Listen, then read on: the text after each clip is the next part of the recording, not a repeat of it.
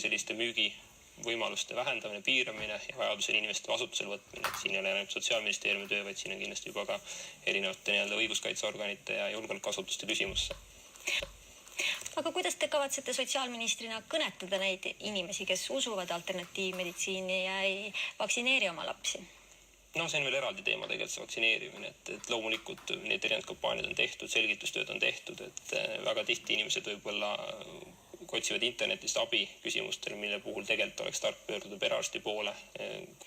Need inimesed, kes praegu vaatavad ja usuvad selliseid asju, kuidas te neid püüate kõnetada, et nii Jüri Ratas kui president ütlesid, et valitsus peab olema kõigile, et kuidas te saate omaks ka neile, kes usuvad neid võtteid?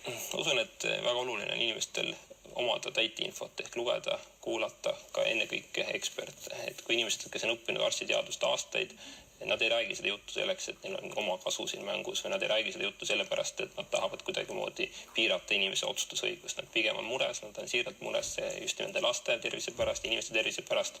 Ma arvan, et arstid, ütleme, eriala on üks selliseid suurema missioonitundega valdkond üldse ja seetõttu ma